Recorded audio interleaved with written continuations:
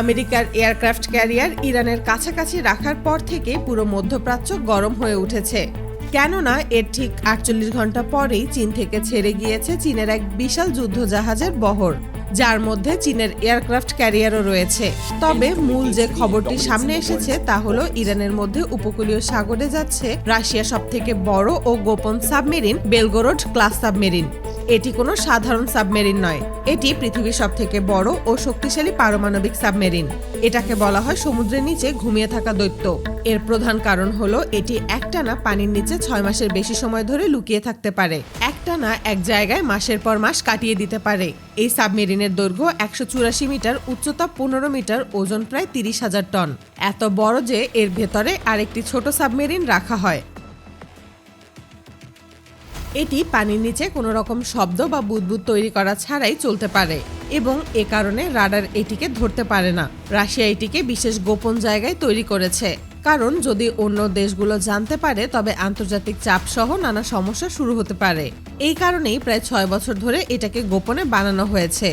আশ্চর্যের ব্যাপার হলো এই সাবমেরিন এতটাই গোপন যে শেষ ৪ বছরে এই সাবমেরিন মাত্র ২ বার সামনাসামনি দেখা গেছে। বিশ্বের বড় বড় গোয়েন্দা সংস্থাগুলো পর্যন্ত নিশ্চিতভাবে বলতে পারে না এটা ঠিক কখন কোথায় থাকে।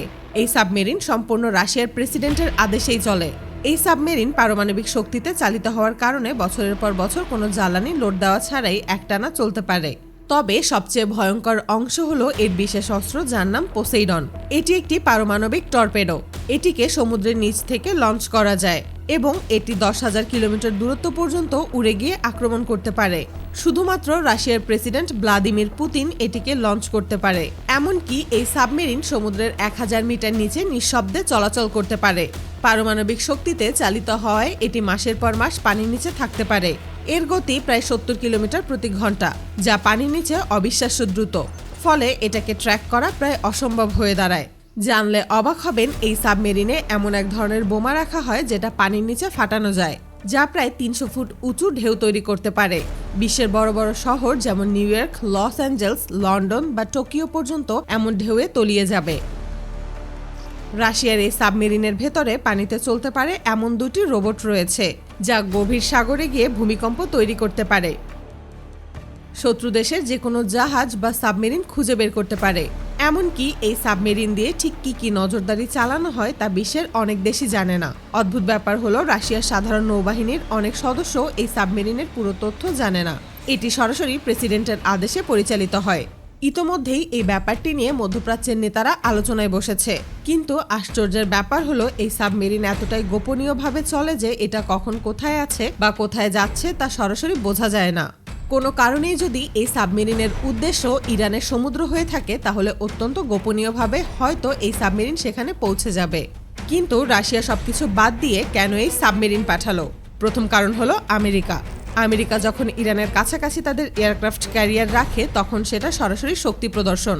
এর মানে দাঁড়ায় আমরা চাইলে যে কোনো সময় পরিস্থিতি বদলে দিতে পারি। রাশিয়া এটা ভালো করেই বোঝে, তাই তারা পাল্টা যুদ্ধজাহাজ বা আকাশে বিমান না পাঠিয়ে তারা পাঠিয়েছে সবচেয়ে ভয়ঙ্কর জিনিসটা। সেটাই হলো বেলগোরোড সাবমেরিন।